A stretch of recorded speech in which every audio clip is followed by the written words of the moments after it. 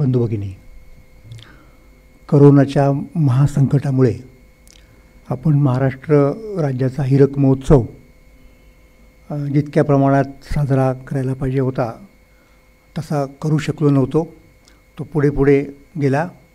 परंतु योगायोगाची गोष्ट अशी आहे की जेव्हा आता आपण करण्याच्या मनस्थितीमध्ये आहोत त्याच वेळेला पहिल्यांदा आपण प्रबोधनकारांच्या प्रबोधनची शताब्दी साजरी करत आहोत.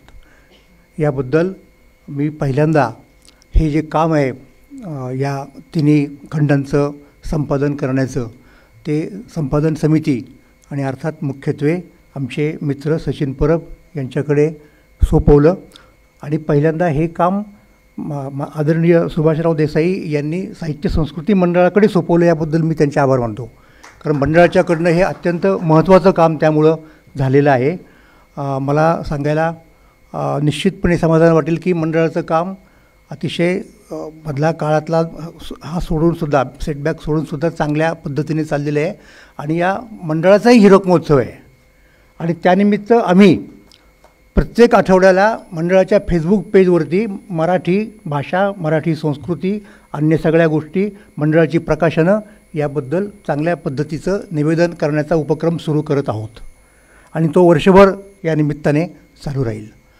प्रबोधनकारांच्याबद्दल थोडक्यात जर सांगायचं झालं, अगदी थोडक्यामध्ये, तर त्या काळात जे बिनीचे ब्राह्मणेतर पत्रकार होते त्याच्यामधले हे बिनीतले बिनी असं म्हणावं लागेल. तर त्यामध्ये वारा कोठारी प्रभातकार यांच्यासारखे मोठे संपादक त्यावेळेला होते. मुकुंदराव पाटील त्यावेळेला होते. आणि आणखीन सांगायचं म्हणजे श्रीपतराव शिंदे होते, जवळकर होते. आणि त्यामध्ये तळपत्या एखाद्या सूर्याप्रमाणे प्रबोधनकार महाराष्ट्राच्या क्षितिजावरती प्रबोधनाचा प्रकाश पाडत होते. आणि ही त्यांची फार मोठी कामगिरी आहे. अगदी एकाच वाक्यात मला जर सांगायला कुणी सांगितलं की नेमकेपणाने सांगा की या सगळ्या ब्राह्मणेतर चळवळीमध्ये महाराष्ट्राच्या इतिहासामध्ये प्रबोधनकारांचं नेमकं कॉन्ट्रीब्युशन काय आहे, तर मी असं म्हणेल ब्राह्मणेतर चळवळीला बुद्धिप्रामाण्यवादाचं अधिष्ठान देण्याचं काम प्रबोधनकारांनी केलं आहे. आणि ते नेमकं कसं केलेलं आहे हे सचिन परबांनी त्यांच्या प्रस्तावनेत पण दिलेलं आहे. आणि आपण जर ते लेख पाहिले संबंधित तर तुम्हाला त्यातून स्पष्ट दिसेल की हे नेमकं काय करू इच्छित होते. म्हणजे केवळ एका शोषक वर्गावरती टीका करायला तर पाहिजेच होती, ती त्यांनी केली, पुष्कळ केली. परंतु ती टीका करताना आपला सकारात्मक नेमका भाग काय आहे, ती भूमिका काय आहे ते देखील तितक्याच प्रकर्षानं पुढे यायला पाहिजे होतं. त्यामुळे मी असं म्हणेन की एकीकडे आपल्याकडं मुंबईमध्येच कृष्णाजी अर्जुन केळुसकर होते की जे अशा प्रकारचं काही एक सांगत होते, पण त्यांच्या सांगण्याला अशी व्यापक लोकाभिमुख भूमिका नव्हती. प्रबोधनकारे संपूर्ण महाराष्ट्राच्या बाहेर फिरून आणि एका मोठ्या महत्त्वाच्या पत्रातून महाराष्ट्राला हा संदेश देत होते. त्यामुळं त्यांचं काम आणि ते नेमकं अशा एका टप्प्यावरती, लक्षात घ्या 1920 ते 1930 हे जे दशक आहे ते महाराष्ट्राच्या इतिहासामध्ये अत्यंत महत्त्वाचं दशक आहे. का तर त्या काळात महत्त्वाचे दोन नेते कालवश झाले होते, लोकमान्य टिळक आणि छत्रपती शाहू महाराज. आणि अशा प्रकारे एक पोकळी निर्माण झाली होती, एक निर्णायकी अवस्था होती. आणि अशा अवस्थेमध्ये समाजाला बोटाला धरून तरुण नेण्यासाठी काही विचारवंतांची आवश्यकता होती. आणि महाराष्ट्राला नेमके तेच विचारवंत प्रबोधनकारांच्या रूपाने मिळाले असं आपण निश्चितपणे आपल्यापुढे सांगू शकतो.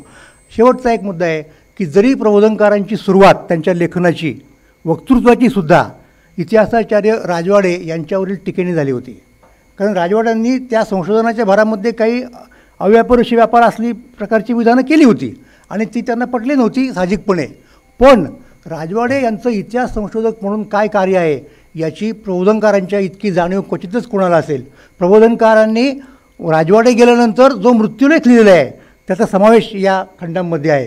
तो इतका महत्त्वाचा आहे की ते म्हणतात की आता इथून पुढचा राजवाडा येण्यासाठी आपल्याला शतकांची वाट पाहावी लागेल.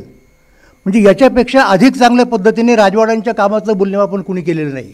मतभेद जे होते ते काही विशिष्ट कारणामुळे होते, पण ते जर एकदा दूर झालं तर कुठल्याही प्रकारे राजवाड्यांचं महत्त्व मान्य करायला कुठलीही दिक्कत प्रबोधनकारांना नव्हती.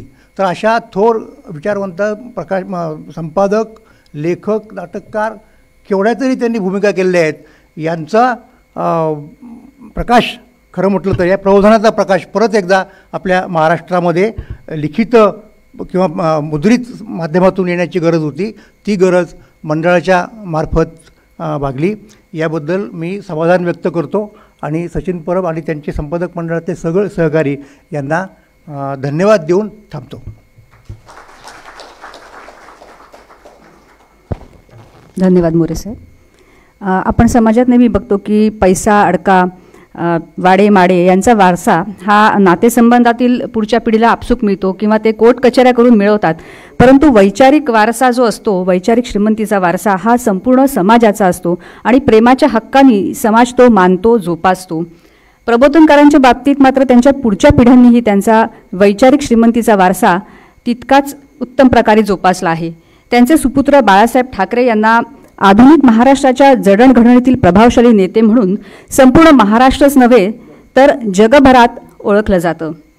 प्रबोधनकारांची ठाकरी शैली बाळासाहेबांनी लेखन, भाषण, व्यंगचित्रातून सातत्यानं जागती ठेवली.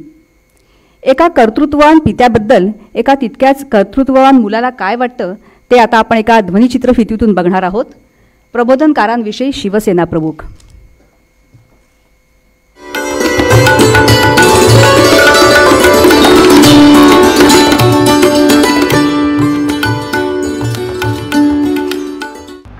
दादा काय होते, कोण होते हे इतका अगदी एखाद्या अशा सभेत सांगणं कठीण आहे. पण भयानक माणूस होता. थोडं आमच्या नारायणरावांनी सांगितलं की कडवट कुठे होते, कसे होते. पण दादाना घडवलं ते पुण्याने घडवलं. कारण त्यावेळेला मी लहान होतो आणि आमची अशी एक गल्ली होती आपले बुधवार पेठेत. तिकडे पेठात जास्त बुधवार पेठेत होतो. दादांतर ते डेक्कन स्पार्क नाटक कंपनी होती ज्यांनी खरा ब्राह्मण नाटक काढलं होतं. आणि काय कोणते दिवस आम्हाला काय माहिती होळी कुठची काय कुठची, आम्ही नेहमीच बोंब मारणारे. त्याला आमच्याकरता खास शिमगा आणि होळीची काही गरज नव्हती, आजही नाही. आणि शेणमारा काय चाललाय, दगडफेक चालली आहे काय, आणि काय काय विचारू नका. नंतर मेलेली गाढवं आणून टाकायची, प्रेत यात्रा काढायची, हे सगळे आम्ही बघतो. मला काही कळायचं नाही काय चाललंय ते. तरी पण हे संस्कार होत होते त्या बालवयापासून. आणि आम्ही सुद्धा असे का घडलो त्याला कारण पुण्याचा, आणि माझा जन्मही पुण्याचाच. आता म्हणजे शिवसैनिक केवढे पसरलेत महाराष्ट्रात, आणखीन अगदी जम्मू काश्मीरपर्यंत. दादांकडे 50 ते 100 माणसं होती, जास्त नाही. काळे ड्रेस आणि ते क्लक्स क्लान म्हणून त्या आहेत ना संघटना अमेरिकेत, तसे असे डोळे फाडलेले, नाक आपला हवा घेण्याकरता. तोंडाचा प्रश्न नव्हता कारण त्यावेळेला खाण्याचे धंदे नव्हते. असं बंद होतं ते बरं. आणि काय नाही, गाढो त्याला मुंडावळ्या लावलेल्या, त्याच्यावरती एक झूल आणि वरती लिहिलं होतं हुंडेबाज गजडा लग्नाला चालला, हुंडेबाज गजडा लग्नाला चालला. आणि हे गाढो घेऊन त्या मंडपापाशी जायचे जिथे लग्न हुंडा घेतला असायचा तिथे. काय तिथे सुद्धा लोक ह्या लेडीज सिटीवरनं ज्याला दादा म्हणतात मिरवणूक चालली होती आमची, ह्या लोकांची. लोक अक्षरशः सुवासिनीने आत्या वळल्या. हो हेच पाहिजे होतं म्हणे. फार ह्या हुंड्याची वाट लावलेली. माझे वडील गरीब, पण कुठे आणायचे पैसे, विकत घेता पोरगी तुम्ही. आणि मग हे झालं सगळं. आणखीन मग विकत म्हणजे पोरगी आणखीन पैसे त्यांना द्यायचे अशा तऱ्हेने. आता हे झाल्यानंतर सगळं ते तिकडे आले, मोठे न्यायमूर्ती होते. हे बघा म्हणे ओ ठाकरे, हे तुमचे धंदे इथे चालणार नाही. म्हणे का? मी म्हणे न्यायमूर्ती आहे, कोर्टात खेचे. ते बघू नंतर म्हणे तुम्ही आम्हाला आमंत्रण दिलं. हो दिलं म्हणजे हे करायला नव्हे, ते गाढो बिडो काय, गाढो बिडो काही नाही म्हणे. काढण्याची पत्रिका, ते पत्रिका दिली. काय लिहिले पत्रिकेत? अमुक अमुक माझं नाव लिहिले आणि खाली काय लिहिले, आपण आपल्या परिवारासहित आलेलो आहे. घेता की नाही हात? बाबा हात जोडतो, हुंडा परत करा, करतो, केला. ही बंडखोरी प्रत्येक तरुणाच्या रक्तात आली पाहिजे. बरं, अन्याय न्यायाची अशी निवड करा की अन्याय म्हटलं तर ठोक आहे. आता घेतोय 1 तारखेला दसऱ्याच्या दिवशी.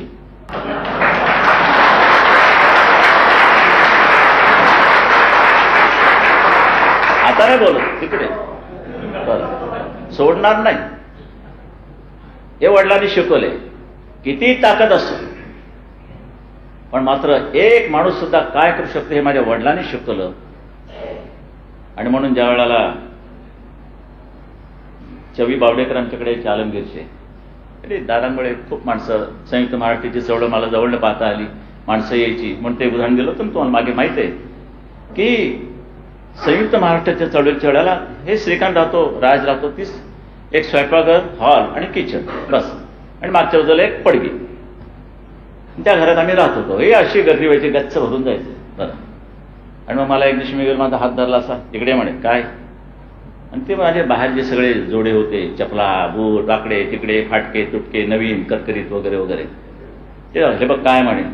म्हटलं हे चपला जोडे नाही म्हणे, हे आपलं ऐश्वर आहे.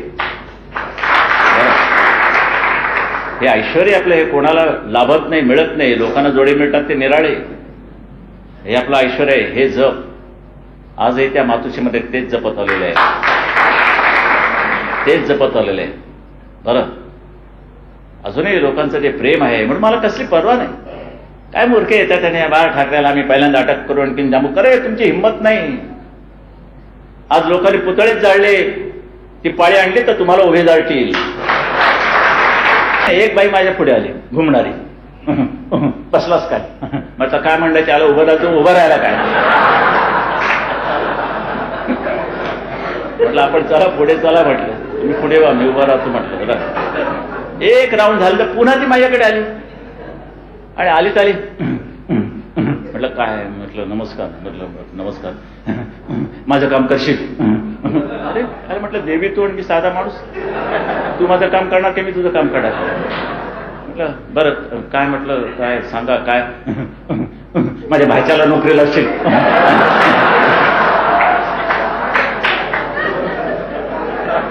काय हो म्हटलं आता झाले, काय थट्टा आहे का काय. इथे दादा तडकायचे, इथे दादा माझ्यातले जागे व्हायची. झालं तू तुझ्या अंगात आले काहीतरी असं आम्हाला सांगते, वाटते, भासवते.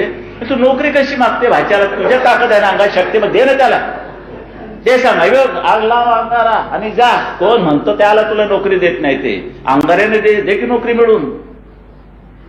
हे इथे आमचा मतभेद आहे. इथे असं लोकांना फसवू नका, त्यांच्या भाबडेपणाचा असा फायदा घेऊ नका. तुम्ही जागतेपणानं वागा. किती लोकांचे मी स्वतः अनुभव घेतलेले. ते आमच्याकडे कोणीतरी ते लिमई मास्तर ते ह्यांची भरायची, आपल्यामध्ये कोणी जात असतील त्यामध्ये, स्वतः पाहिलं म्हणून सांगतोय, बाकी काही नाही, अनुभवही सांगतोय.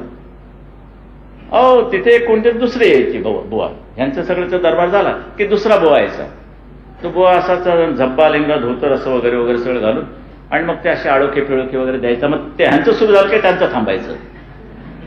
आणि मग काय नाही, एवढा एवढा असा तो तुमच्या खडी साखरेचा खडा आणि तुमचा सब्जा, हे असं द्यायचं. म्हटलं काढतोय कुठून हे एवढं सारखं, 10 माणसांना एवढे एवढे खडी. म्हटलं काय, म्हटलं धोत्रा तारा घेऊन का काय. आणि मग मात्र माझी त्याला ती व्यंगचित्रकाराची नजर, मी त्या बाजूला बसलो, तो बुवा माझ्या समोर बसला, त्यालाही कळत नाही आपल्या मागे कुणाला बसवावं काय वगैरे. आणि काय रे, त्याला खिशातनं तो गोटा काढताना पाहायला आला, म्हटलं खिशात लपवले त्यांनी. हे वरून बिरून काय नाही, ती हात चला की तुम्हाला आली पाहिजे. मी तुम्हाला कोणालाही, जो आमचा तायड्यांचा मूल्य आहे ना, तो टाव मी तुम्हाला दाखवून उभी काढण्याचं तंत्र आत्ता. अरे म्हटलं शिकव ना. बरं उद्या एखाद शिवसेना प्रमुख बाजूला झालो तर त्याला ह्या धंद्याला लागेल. जास्त येडे जमतील माझ्याकडे तुमच्यापेक्षा. बरं हे झूट आहे सगळं, ह्या दुनियेला फसू नका. दादांचा आम्हाला धर्मावरती प्रहार करायचा आहे, पण धर्माचे अर्थ समजून घ्या. धर्माची व्याख्या सुद्धा व्यापक आहे. गाडगेबाबांच्या म्हणण्याप्रमाणे धर्म अलग आहे. तहानलेलं पाणी, भुकेलेलं अन्न, नग्न कोणी असेल त्याला वस्त्र, हा धर्म असू शकतो. आणि म्हणून देवळातला धर्म ह्याच्यावरती दादाने हिंदू धर्माचे दिव्याच्या वरती जे काही संशोधन केले वाचण्यासारखं आहे. आज आपलं सरकार आल्यामुळे आता पुस्तिका त्यांच्या नवीन स्वरूपात बाहेर पडतात. जर कधी मिळालं तर वाचा, सगळं काही वाचू नका, पण हे वाचून ज्ञानामध्ये भर घाला की कसं वागावं जगामध्ये, किती फसवले जातो, नागवले जातो, ह्याचं ज्ञान होतं. त्याच्यामुळे आम्ही कशा मोठे झालो, आम्ही होऊन नाही झालो. दादांसारखा एक मार्गदर्शक आम्हाला घरातच मिळाला म्हणून आम्हाला खूप शिकायला. आज माझी नातवंड तेच करतायत.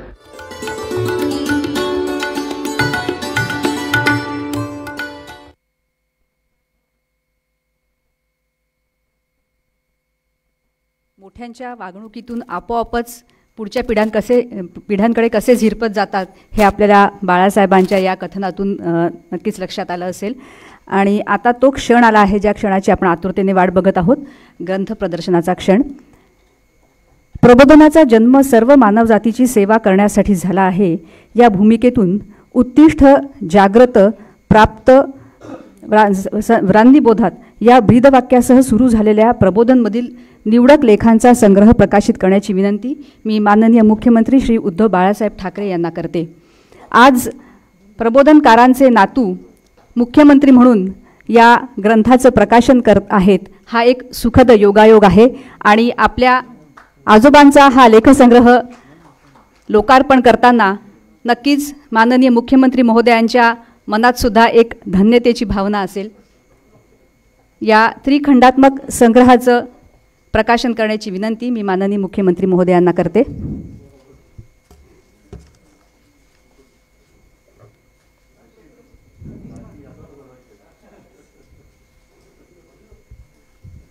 प्रबोधनमधील प्रबोधनकार या प्रकल्पाच्या 3 खंडांमध्ये प्रबोधनकारांचे 248 लेख समाविष्ट आहेत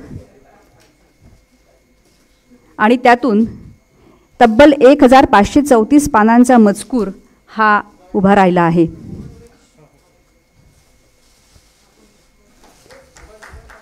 माननीय मुख्यमंत्री महोदय आणि सर्व मान्यवरांच्या उपस्थितीत या ग्रंथाचं प्रकाशन झालं आहे।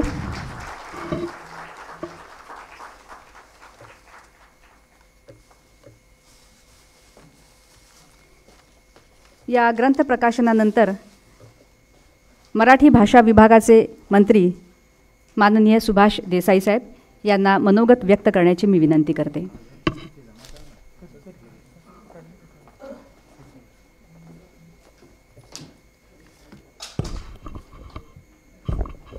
माननीय मुख्यमंत्री उद्धवसाहेब ठाकरे, माननीय महसूल मंत्री बाळासाहेब थोरात, आमच्या विभागाचे राज्यमंत्री विश्वजित कदम, साहित्य संस्कृती मंडळाचे अध्यक्ष सदानंद मोरे, विश्वकोश मंडळाचे अध्यक्ष डॉक्टर दीक्षित, त्याचप्रमाणे उपस्थित खासदार अरविंद सावंत, महापौर किशोरीताई, आमदार लोढा, सर्वच मान्यवर, उपस्थित बंधूंनो भगिनींनो, एक अपूर्व योग आहे की प्रबोधनकारांच्या या साहित्याचं प्रकाशन त्यांचे नातू मुख्यमंत्रीपदी असताना मुख्यमंत्र्यांच्या हस्ते आज होत आहे आणि माझ्या मराठी भाषा विभागाला ही संधी मिळाली याचं मला मोठं समाधान आहे। खरं तर 100 वर्षापूर्वीचा तो काळ असा होता की त्या काळी लोकहितवादी गोपाळहरी देशमुख, महात्मा ज्योतिबा फुले, डॉक्टर बाबासाहेब आंबेडकर, छत्रपती शाहू महाराज आणि प्रबोधनकार ठाकरे असे समाजसुधारक महाराष्ट्रामध्ये जन्माला आले आणि त्यांनी दुष्ट रूढींमध्ये गुरफटलेल्या समाजाला गदगदा हलवलं, फार मोठं कार्य केलं। असंच कार्य बंगालमध्ये त्या काळामध्ये नक्कीच झालं होतं, परंतु महाराष्ट्राने ही सुधारकांची मोठी मालिकाच त्या काळामध्ये निर्माण केली, परंतु त्यांची कितीशी दखल घेतली गेली। खरं तर अशाच प्रकारचं कार्य जेव्हा युरोपमध्ये झालं तेव्हा त्याचं रेनेसाँ म्हणून फार मोठा अगदी जागतिक इतिहासात कायमस्वरूपी उल्लेख झालेला आहे आणि त्याचं फार मोठं एक कौतुकी होत असतं। पण देशाने जिथे महाराष्ट्रातल्या ह्या सुधारकांची पुरेशी दखल घेतली नाही तिथे जगाला कोण जाब विचारणार। पण आपला हा जो एक वारसा आहे तो तरुण पिढीपुढे, नव्या पिढीपुढे आला पाहिजे या एका विचाराने साहित्य संस्कृती मंडळाने यासाठी एक संपादक मंडळ नेमलं आणि त्यावेळच्या प्रबोधन पाक्षिकाच्या अंकांमधले प्रबोधनकारांचे जेवढे लेख आहेत त्यांचं हे संकलन केलं। खरं तर ते 95 पैकी 91 अंक मिळाले, 4 अंकांचा अजूनही शोध चालू आहे, परंतु ह्या सर्व जाणकार मंडळींनी हे अंक ठिकठिकाणून शोधून आणले। त्याच्यामध्ये आमचे अनंत गुरव असतील, शिंदे आहेत, महावीर मुळे आहेत आणि बाकी इतरही जाणकार आहेत आणि ह्याचं मुख्य संपादनाचं काम करायला सचिन परब यांच्याखेरीज आम्हाला आणखी कोण योग्य व्यक्ती सापडणार। सचिन परब हे प्रबोधनकार.com हे संकेतस्थळ गेली अनेक वर्ष मोठ्या निष्ठेने चालवत आहेत. आताच्या मार्मिकमध्ये सुद्धा त्यांची एक लेखमाला येत असते आणि आताही वाचताना खूप त्या लेखांमधून त्या काळाचं दर्शन होत असतं, ओझरतं दर्शन होतं, कशा प्रकारच्या घटना घडत होत्या आणि समाज त्याकडे कसं बघत होता हे प्रबोधनकारांच्या शब्दामध्ये उलगडून दाखवताना सचिन परब ही लेखमाला आत्ताच्या मार्मिकमध्ये चालवत आहेत, प्रकाशित करतायत. तेव्हा असा हा संग्रह या ठिकाणी 3 खंडांमध्ये प्रकाशित झालेला आहे. आता त्याचं स्वागत आताचे वाचक कसे करतात ते बघायला मी सुद्धा उत्सुक आहे. परंतु हे त्या काळातलं विचारधन आणि प्रबोधनकारांचं एक वैशिष्ट्य म्हणजे ते केवळ विचार देऊन थांबणारे विचारवंत नव्हते किंवा समाजसुधारक नव्हते. त्याला कृतीची जोड ते देत होते. ती कृतीची जोड कसे द्यायचे ते स्वतः शिवसेना प्रमुखांच्या शब्दामध्ये आपण आता ऐकलं आणि पाहिलं. तेव्हा अशी कृतीची जोड असलेले आपल्याला आपल्या विचारांवर ताबडतोब कृती करणारे, ॲक्शन घेणारे असे ते समाजसुधारक होते. ही जर परंपरा जी काही काहीशी थांबलेली आहे ती जर पुढे सुरू झाली तर मला खात्री आहे की आपल्या समाजामध्ये, आपल्या राज्यामध्ये ज्या काही अपप्रवृत्ती येत असतात वेळोवेळी त्या वेळेला त्यांचासुद्धा मुकाबला समाज अधिक समर्थपणे करू लागेल. आणि म्हणून त्यासाठी या विचारांचं प्रसार आणि सगळ्यांपर्यंत ते पोचवणं हे गरजेचं वाटल्यामुळे ह्या सर्व मान्यवरांनी ह्या कामाला महत्त्व दिलं आणि त्याच्यासाठी त्यांनी मदत केली. त्या सर्वांचे मी मनापासून आभार मानतो. आणि ह्या पुस्तकाचं स्वागत महाराष्ट्रामध्ये ह्या खंडांचं 3 खंडांचं स्वागत महाराष्ट्रामध्ये निश्चित होईल असा विश्वास व्यक्त करून 4 शब्द पूर्ण करतो. जय हिंद, जय महाराष्ट्र.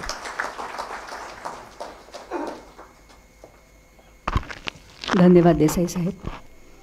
राज्य मंत्रिमंडळातले ज्येष्ठ आणि अनुभवी मंत्री, राज्याचे महसूल मंत्री माननीय बाळासाहेब थोरात साहेब यांनी मनोगत व्यक्त करावं अशी मी विनंती करते.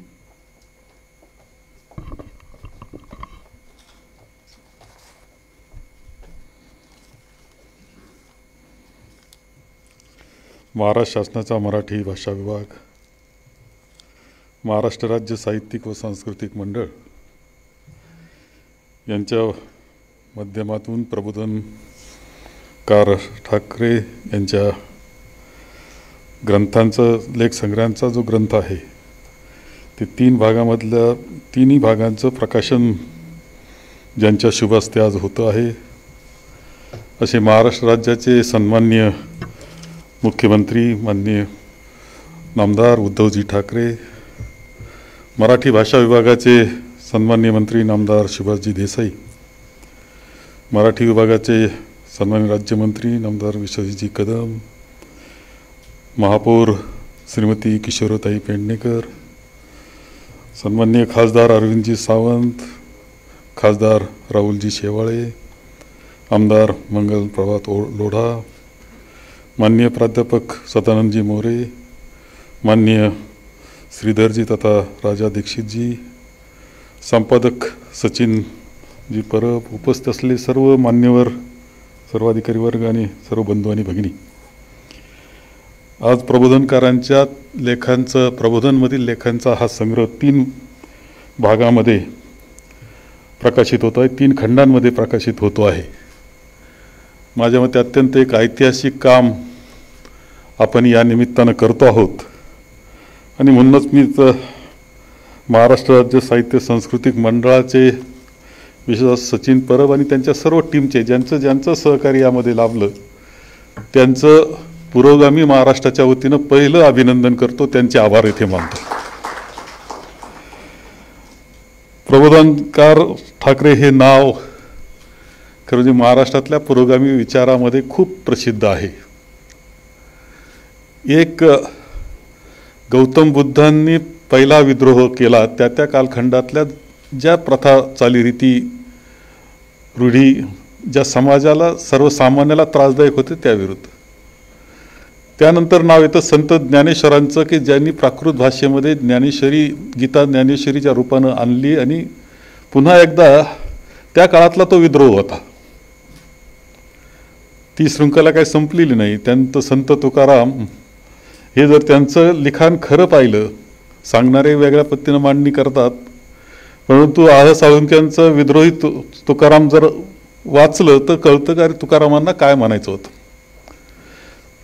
जे जे संत झाले त्यांनी ते विचार मांडले, ते समतेचे विचार कायम राहिले. संतांनी कायम सांगितलं की समता वर्तावी, अहंता खंडावी. म्हणजे गर्व असेल आपल्या मनामध्ये, अहंकार असेल तर तो दूर ठेवा, समता वर्तावी. माणसानं माणसाला माणसाप्रमाणे वागवलं पाहिजे, हे सांगणारे सगळे संत. आणि ही सगळी परंपरा पुढे महात्मा फुले यांनी पुढे नेली, शाहू महाराजांनी पुढे नेली, बाबासाहेब आंबेडकरांनी पुढे नेली. आणि त्यामध्ये सगळ्यात आणखी एक महत्त्वाचं नाव कायम येत राहतं, ते प्रबोधनकार ठाकरे यांचं.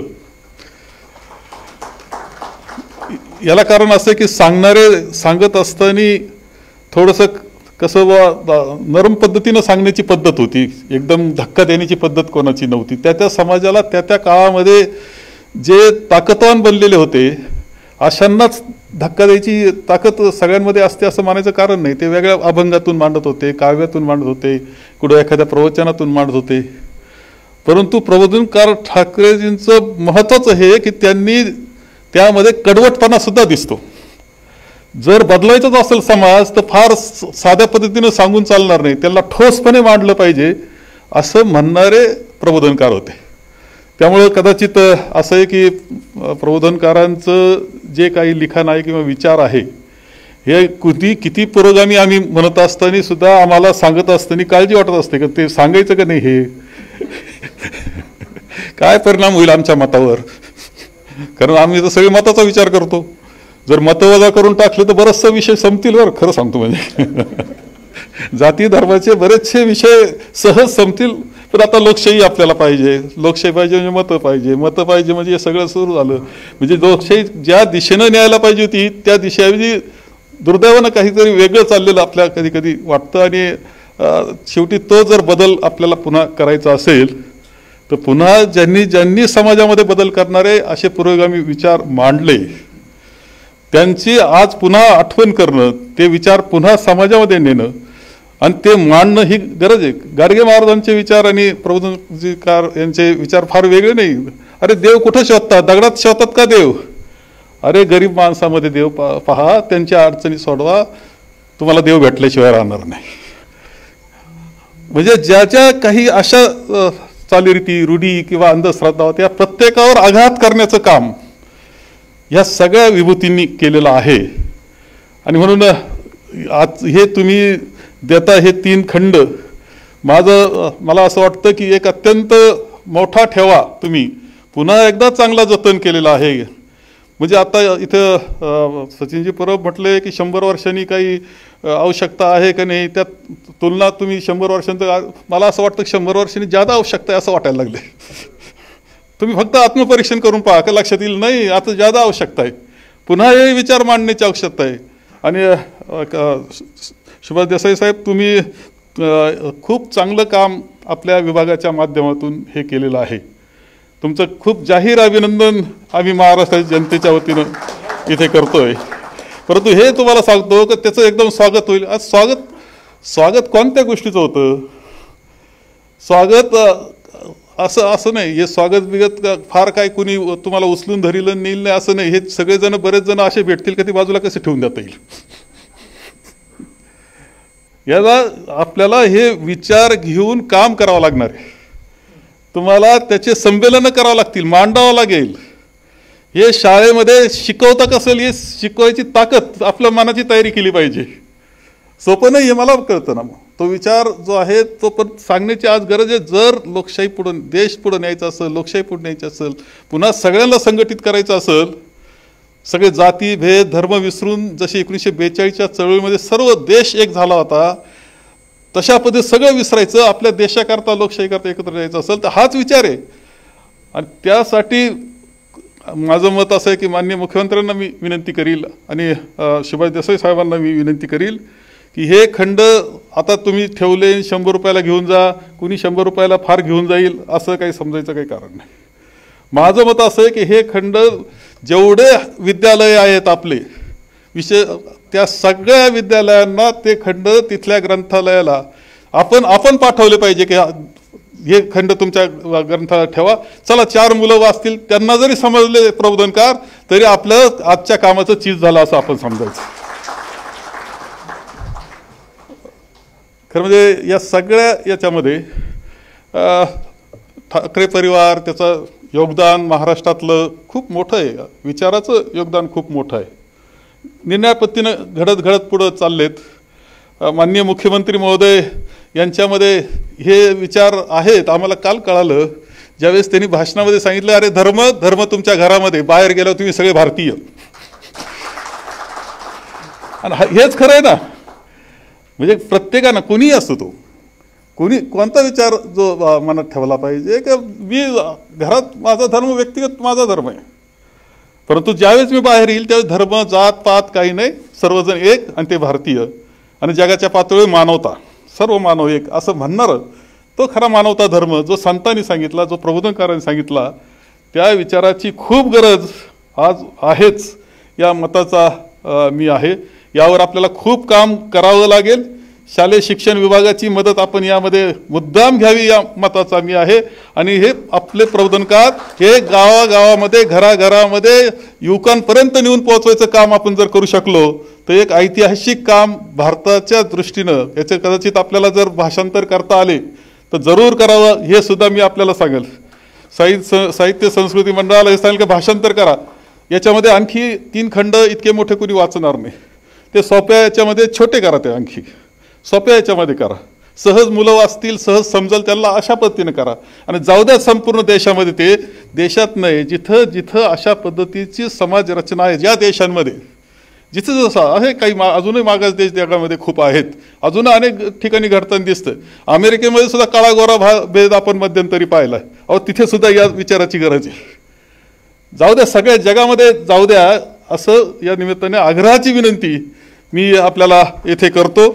या कार्याबद्दल मी खूप अभिनंदन आपल्या सर्वांचं करतो आणि माझे 2 शब्द संपवतो.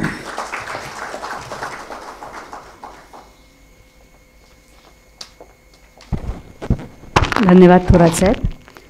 आणि आता मी राज्याचे मुख्यमंत्री माननीय उद्धव बाळासाहेब ठाकरे यांना विनंती करते की त्यांनी आपल्या भावना व्यक्त कराव्यात.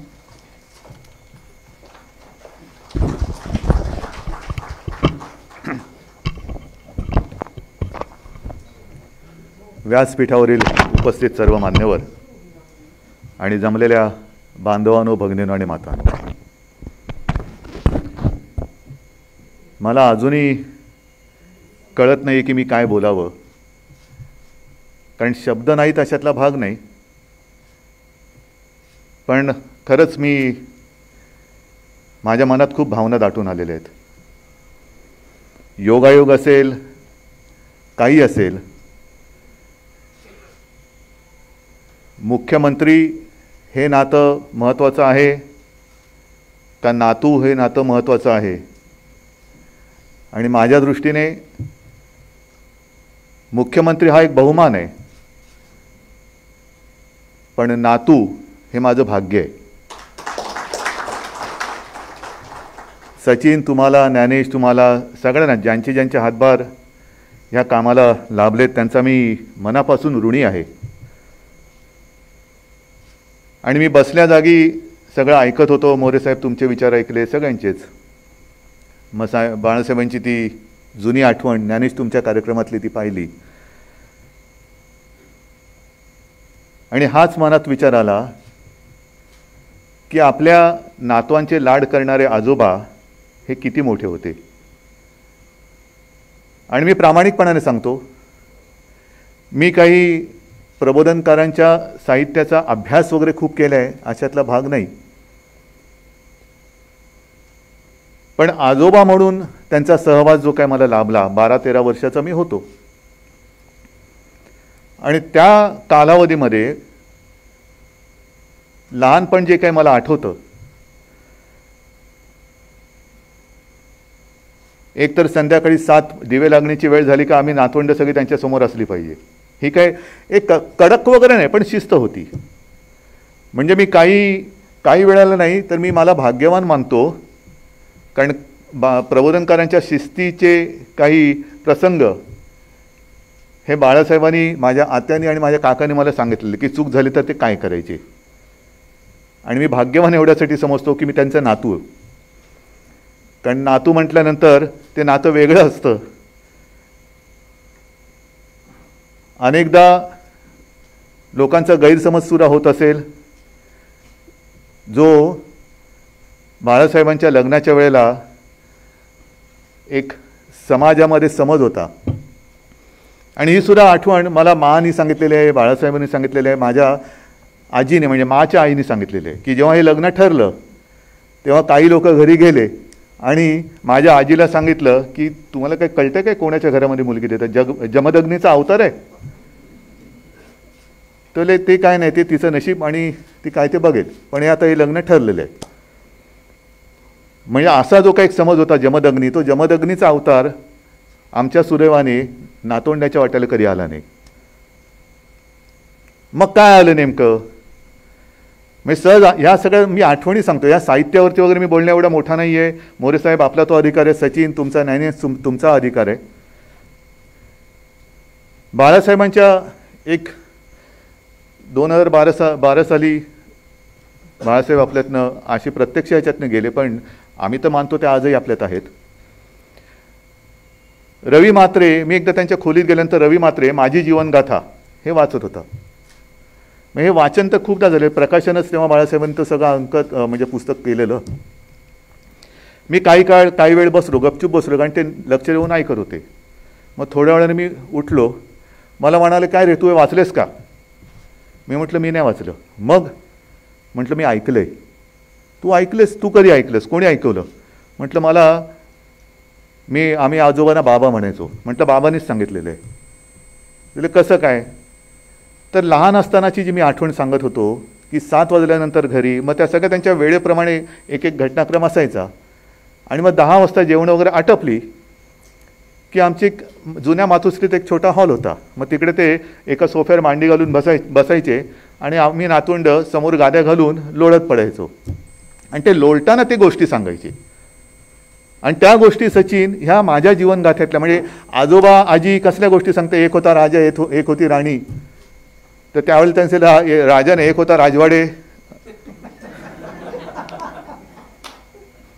तर अशा ह्या सगळ्या गोष्टी ह्या त्यांनी त्यांच्या आयुष्यातल्या अनुभवाच्या गोष्टी आम्हाला सांगितल्या. आणि त्यातून आमची जी काही जडणघडण झाली ती तुमच्या समोर आहे. एका गोष्टीचं मला थोडंसं एक योगायोग वाटला. त्या भाषणात बाळासाहेबांच्या त्यांनी उल्लेख केला की आता आहे दसरा आहे, त्यामुळे समाचार घेणार आहे. कालच दसरा झालेला आहे. मला काय बोलायचं ते मी बोललेलो आहे. आणि ते बोलताना हेही मी सांगितलेलं आहे की हे जे काही शब्दांचं धन आहे, प्रबोधन म्हटल्यानंतर ते धनच आहे, ते माझ्याही पेटाऱ्यात आहे. पण काही वेळेला काय होतं की जे बोलण्याचं धाडस, थोरात साहेब तुम्ही म्हणालात की लोकशाहीमध्ये मत हे महत्त्वाचं आहे, पण एक हिंमत पण लागते. मतासाठी मत नाही मिळालं तरी चालेल, पण हिंमत पाहिजे. आणि सचिन तुम्ही जे सांगितलं की 100 वर्षापूर्वीचं जुनं आहे, हे काय आता करायचं, काय त्याचं महत्त्व काय आहे, तसं नाही आहे. महत्त्व असेल किंवा नसेल हे बघणाऱ्यांनी कसं बघावं त्याच्यावरती आहे. 100 वर्षापूर्वीचा काळ कसा होता हे तर आपल्याला नक्की कळतं, पण त्या काळामध्ये सुद्धा ज्या काही वाईट रूढी परंपरा होत्या त्या मोडण्यासाठी तेव्हाच्या लोकांनी काय केलं, मग आपण काय करायला पाहिजे हे कळण्यासाठी या साहित्याचं महत्त्व आहे. आणि जसं मी म्हटलं मोरे साहेब, मी काही साहित्यिक वगैरे नाही, पण जे काय आपण संत तुकारामांच्या बाबतीत ऐकतो की त्यांच्या पोथ्या ज्या बुडवल्या होत्या त्या परत वरती तरंगाला आल्या, मला वाटतं तोच क्षण आज मी अनुभवतोय. तोच क्षण आहे. कारण आमच्यासाठी याच पोथ्या आहेत. ह्या पोथ्या वाचल्या नसल्या तरी त्या रक्तामध्ये आलेल्याच आहेत, रक्तात आलेल्या आहेत. म्हणजे अनेकदा असं म्हणतात की आता नुकताच तो पितृपक्ष होऊन गेला. पितृपक्ष हा चांगला की वाईट, चांगलं काम काही करू नये. आणि ज्ञानेश तुम्हाला माहिती आहे, तुमच्या त्याच भाषणामध्ये बाळासाहेबांनी ते एक श्राद्धाची गोष्ट सांगितलेली आहे. मला जेव्हा विचारतात की अमुक एक गोष्ट करायची आहे, करूया की नको, म्हटलं का नाही पितृपक्ष आहे. म्हटलं अहो माझा पक्षच पितृपक्ष आहे, वडिलांनी स्थापन केलेला आहे. वडिलांनी स्थापन केलेला पक्ष आहे तो पितृपक्ष नाही का. त्याच्यामुळे हे म्हटलं हे सगळे भोंदूगिरी आहे. माझे आजोबा नास्तिक होते का, अजिबात नाही. त्यांची देवीवरती प्रचंड श्रद्धा होती. पण हे जे ढोंग आहे ना, ढोंगावरती लाथ मार, ढोंगबाजी नाही पाहिजे, ढोंगावरती लाथ मार. आणि ती लाथ मारणं नुसतं बोलून लिहून सोडून नाही दिलं. मग तसं जर पाहिलं तर एक मोठा फुटबॉलपटूच म्हणायला पाहिजे, कारण जिथे जिथे ढोंग दिसत तिथे लाथच मारत आले. ते जिथे ढोंग दिसले की लाथ मार, मग काय होईल ते होईल. आणि मग त्याच्यामध्ये मला वाटतं सचिन तुम्ही सांगितलं का, त्याच्या ऐकलं की या सगळ्या ज्या काही गोष्टी आहेत की टीका केल्यानंतर, कोणावरती काही आसूड ओढल्यानंतर, घरावरती कचरा टाक, मेलेली कुत्री टाक, हे सगळं तेव्हा ते भोगत आलेले आहेत आणि त्यातून ते मोठे झाले. एकाकी माणूस, संघटन वगैरे काही नाही, पण तेव्हा त्यांनी जी विचाराची बीज पेरली ती आज एवढी फोफावलेत, ते चित्र तुम्ही सगळेजण बघतात. जे मी एक म्हटलं की एक मुख्यमंत्रीपद हा एक बहुमान आहे, नक्कीच आहे. पण माझ्या आजीची, म्हणजे बाळासाहेबांच्या आईची इच्छा होती अशी त्यावेळेला, कारण तो काळ सगळा वेगळा होता, म्हणजे स्वातंत्र्याच्या आधीचा काळ. आणि तेव्हा आजही तसंच आहे म्हणा, स्वातंत्र्य मिळाल्यानंतर नोकरीची शाश्वतीच नाही आहे. तर शाश्वत नोकरी कोणती, तर सरकारी नोकरी. आणि त्याला एक हे होता, गव्हर्नमेंट सर्वंट, सुरवंट नाही सर्वंट. सुरवंट म्हणजे राजकारणी, सर्वंट म्हणजे कर्मचारी. थोरात साहेब सॉरी पण गव्हर्नमेंट सर्वंट व्हायचा. आता मी मनात विचार करतोय की माझ्या आजीच्या आज काय भावना असतील, कारण जिची इच्छा होती की माझे वडील गव्हर्नमेंट सर्वंट व्हायचे, त्यांनी काय केलं हे सगळ्या जगाने बघितलेलं आहे. आणि नातू तर आज जो आहे तो तुमच्या समोर आहे, जो आहे तो समोर आहे. तर ह्या सगळ्या ज्या काही घटना असतात, कोण घडवतं, कशा घडतात, ह्या काही कळत नाही. कोणी कुठे जन्म घ्यायचा, कोणाच्या खांद्यावरती कोणती जबाबदारी कधी द्यायची, हे मग तुम्ही परत ते म्हणा की अरे हा प्रबोधनकारांचं नातू आणि पुन्हा हे म्हणतोय असं नियती बेती, असं नाही. पण हे घडवणारं कोणतरी घडवत असतं, नक्कीच असतं. आणि ह्या सगळ्या गोष्टी त्यालासुद्धा मी देसाई साहेबांनी सांगितले की आपण जे शिवसेना प्रमुखांचं स्मारक करतोय तिथेसुद्धा मला प्रबोधनकार पाहिजेत. कारण विचार अनेक जण असं सांगतात की उद्धव ठाकरे ह्यांनी प्रबोधनकारांचं हिंदुत्व घेतलं नाही. मधला तुम्ही मोठा काळ जो बाळासाहेबांचा आहे तो आहेच, तेच विचार घेऊन आम्ही पुढे जातो आहोत. विचाराची धारा जी आहे, म्हणून मी काल म्हटलं ना की विचार एक असलं तरी धारा वेगळ्या आहेत. कोणाच्या, आमच्या आणि दुसरे जे हिंदुत्ववादी आहेत त्यांच्या. आमचं हिंदुत्व काय आहे ते जगजाहीर आहे. हे शेंडी जानव्याचं हिंदुत्व नाही, नुसतं घंटा वाजवली म्हणजे हिंदू झाला असं नाही. मला आणखीन एक गोष्ट आठवते की काही वर्षांपूर्वी एक सभा होती नगरलाच, धर्मांतराची. आठवतं ना, एक ते गायकवाड म्हणून कोण होते, तेव्हा त्यांचं धर्मांतर केलं गेलं होतं, दुसऱ्या धर्मात गेलं होते, ख्रिश्चन धर्मात. आणि मग त्यांनी बाळासाहेबांना येऊन सांगितलं की मला पुन्हा हिंदू धर्मात यायचं आहे, तुम्ही माझं इकडे धर्मांतर करून घ्या. तर इकडे कशाला, मी तिकडेच येतो ना. नाही मला खूप भीती वाटते. तो लोक बघतो ना कोण, जाहीर सभा घेतली. आणि मग त्या सभेमध्ये त्यांचं ते सगळं पूर्ण मंत्र बोलून धर्मांतर पुन्हा हिंदू धर्मात त्यांना घेतलं गेलं. ते सगळं झाल्यानंतर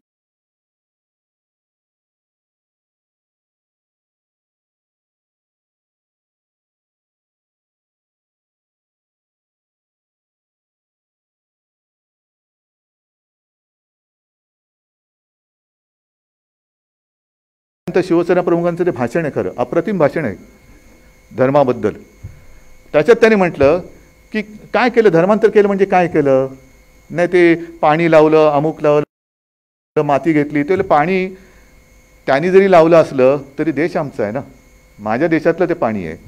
आणि ह्या सगळी कर्मकांड करत बसण्यापेक्षा नुसतं भारत माता की जय बोल की तू परत हिंदू झालास. कारण जो देश आमचा आहे त्या देशातलं पाणीसुद्धा आमचंच आहे. मग हे धर्मांतराचं जे काही थोतांड आहे त्याच्यामध्ये ही कर्मकांड करण्याची काही गरज नाही आहे. आणि म्हणून त्यांनी जो एक विचार मांडला की धर्म आहे, प्रत्येकाला धर्म आहे, पण माणूस पहिल्यांदा माणूस म्हणून जन्माला येतो, मग जात पात धर्म हे त्यानंतर चिकटतात किंवा चिकटवले जातात. मग काय करायचं, नास्तिकच व्हायचं का, नाही असं नाही आहे. तुम्ही धर्म पाळा, जरूर पाळा, धर्माचा अभिमान जरूर ठेवा, पण तो सगळा अभिमान आपापल्या घरामध्ये ठेवा.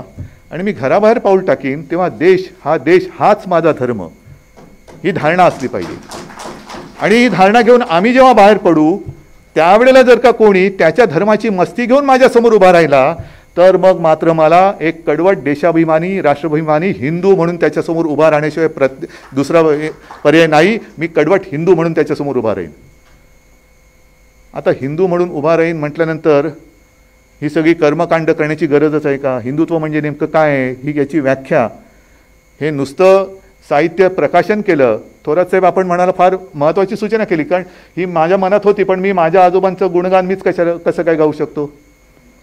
पण ह्या पुस्तकांचं वितरण हा एक भाग झाला, आणि त्याहीपेक्षा महत्त्वाचं म्हणजे त्याचं भाषांतर हे फार महत्त्वाचं आहे, फार महत्त्वाचं आहे.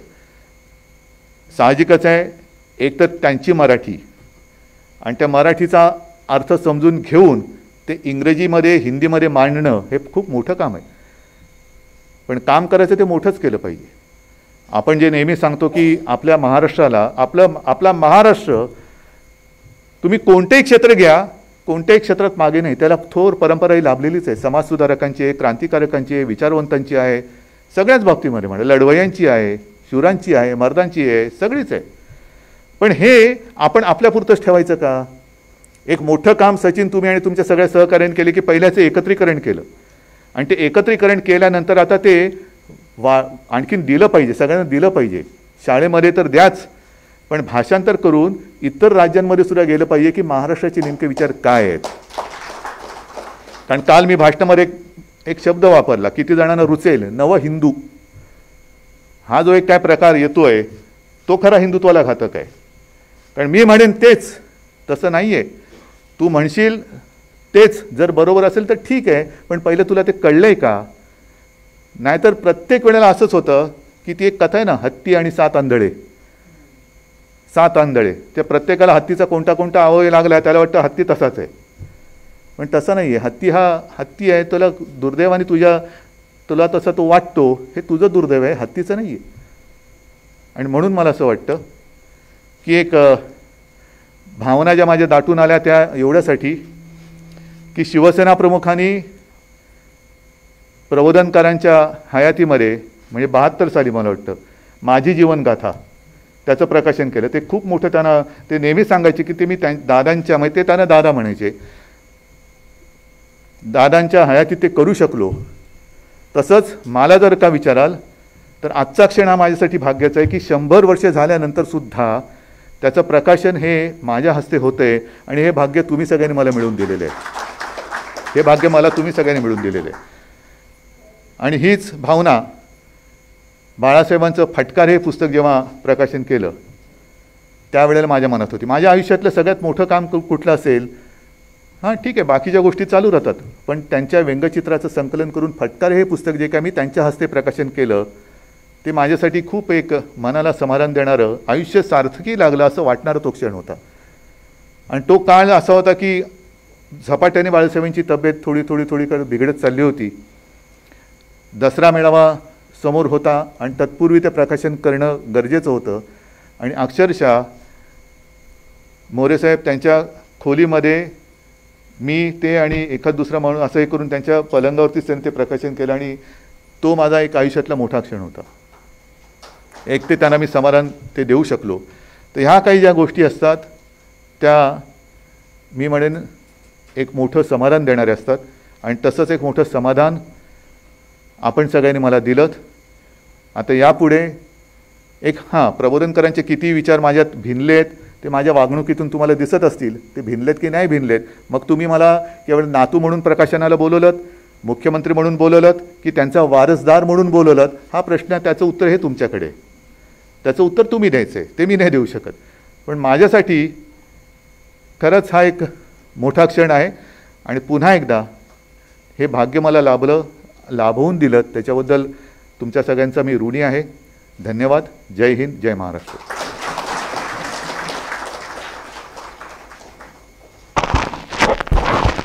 धन्यवाद माननीय मुख्यमंत्री महोदय.